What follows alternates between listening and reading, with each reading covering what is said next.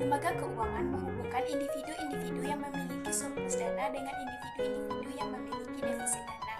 Yang kedua, sistem keuangan yang andal merupakan katalis pertumbuhan ekonomi. Yang ketiga, kebijakan yang mengatur sistem keuangan sangatlah penting pada saat itu. Yang keempat, kebijakan dalam mengatur sistem keuangan prakrisis 2008 sangat bertumpu pada kebijakan moneter dan kebijakan makroprudensial. Selanjutnya, munculnya diskursus stabilitas ekonomi sistem keuangan di dunia. Yang pertama, munculnya urgensi mengenai manfaat dan nilai ekonomis dari stabilitas sistem keuangan di sebuah negara. Yang kedua, diskursus stabilitas ekonomi, muncul uang krisis dan keuangan secara global. Yang ketiga, manfaat-manfaat dari nilai ekonomi dan stabilitas sistem keuangan ada tiga. Yang pertama, mengurangi asimetri keuangan di berbagai agen ekonomi. Yang kedua, mengurangi ketidakpastian terkait ukuran atau harga aset atau mengurangi resiko harga aset. Yang ketiga, mencegah perilaku masyarakat yang tidak rasional, khususnya kreditur dan debitur seperti resiko aversion selection, dan hazard modal. Selanjutnya dapat kita lihat Financial Stress Index di negara maju pada tabel berikut dan Financial Tax Index pada negara berkembang. Stabilitas sistem keuangan. Stabilitas sistem keuangan merupakan kemampuan sistem untuk memfasilitasi alokasi sumber daya ekonomi secara efisien dan memfasilitasi aktivitas ekonomi yang lain, pertumbuhan ekonomi, dan akumulasi aset secara efektif. Secara khusus, sistem keuangan ini diperuntukkan untuk melakukan fungsi intermediasi, melakukan manajemen risiko, dan juga untuk menyelenggarakan pembayaran. Adapun berbagai kebijakan untuk mencapai stabilitas sistem keuangan adalah yang pertama kebijakan makroprudensial, kebijakan moneter, kebijakan fiskal, capital control, dan juga kebijakan infrastruktur sistem keuangan. Indikator stabilitas sistem keuangan di Indonesia. Bank Indonesia menyusun indeks stabilitas sistem keuangan. Yang dimaksud dengan indeks stabilitas sistem keuangan merupakan suatu indeks yang mencerminkan kondisi kestabilan sistem keuangan dengan melihat sumber-sumber instabilitas. Nah, indeks ini dibentuk dengan melihat sistem keuangan yang terdiri atas institusi keuangan dan pasar. Selanjutnya yaitu komite dari stabilitas sistem keuangan ini.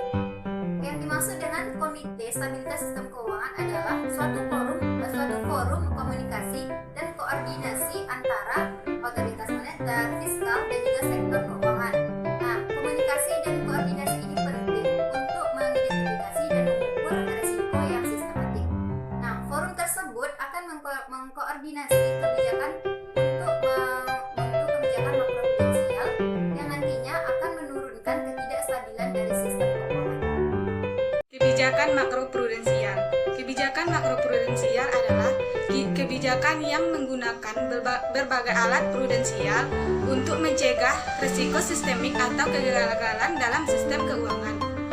Oleh karena itu, kebijakan makroprudensial digunakan untuk mencegah terjadinya disrupsi terhadap sistem keuangan yang berpengaruh terhadap konsekuensi terhadap sektor real.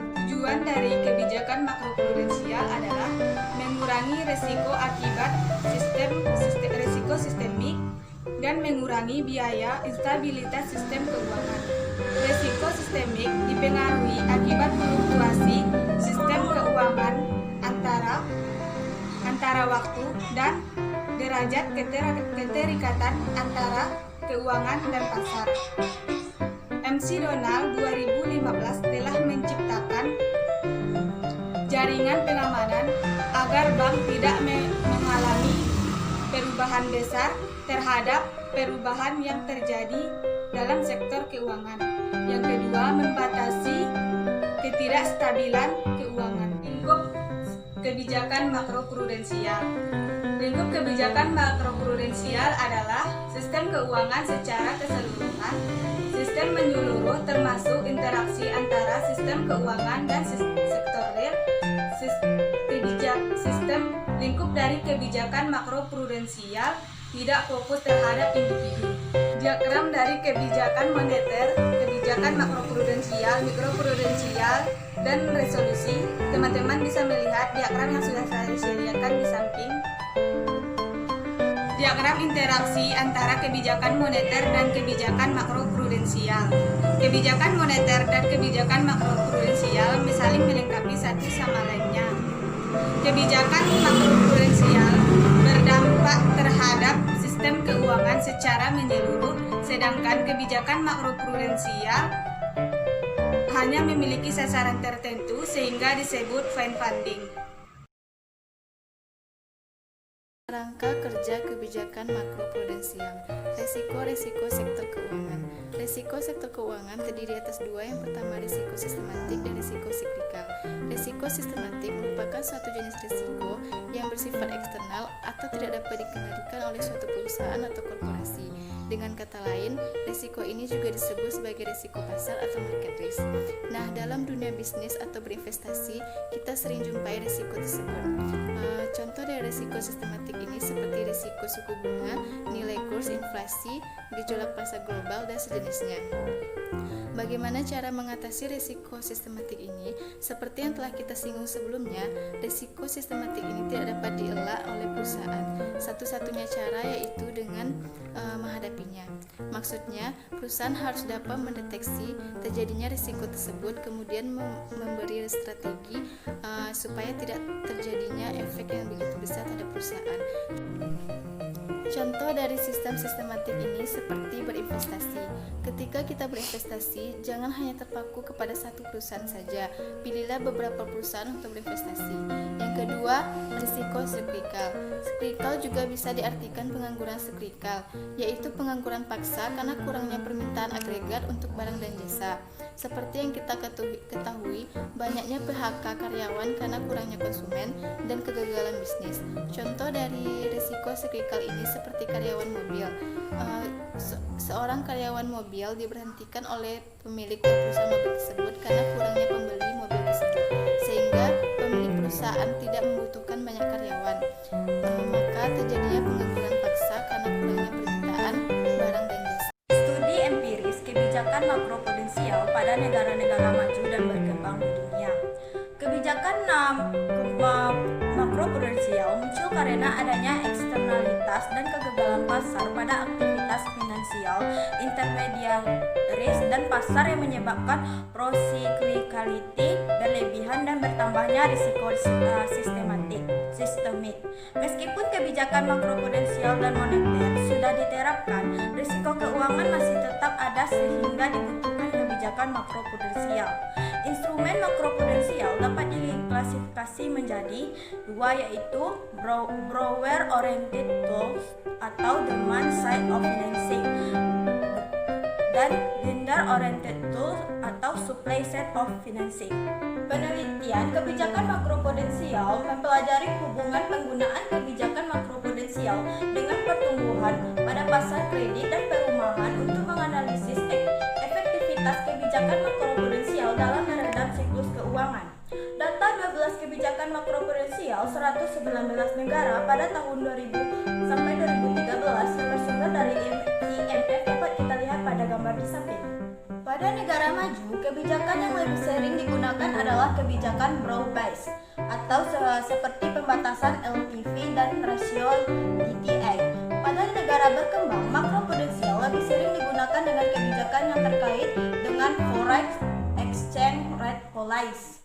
Kebijakan secara umum diasosiasikan dengan pengurangan tingkat pertumbuhan pasar kredit, terutama kredit perumahan, tetapi kurang efektif untuk negara yang lebih maju dan terbuka secara keuangan. Penerapan kebijakan diasosiasikan dengan pinjaman antara negara yang relatif lebih besar. Kebijakan makroprudensial lebih efektif mengontrol siklus keuangan pada fase boom dibanding dengan fase bust. Capital Requirement negara Amerika Serikat. Misalokasi sumber daya pada sektor perumahan yang difasilitasi oleh praktek sekuritasi menjadi salah satu penyebab dari krisis keuangan tahun 2008. Penelitian ini memberikan bukti empiris mengenai hubungan antara proses sekuritasi atau bagaimana transaksi diatur dan menetapkan peringkat kredit dengan ekstensi pada subprime mortgage.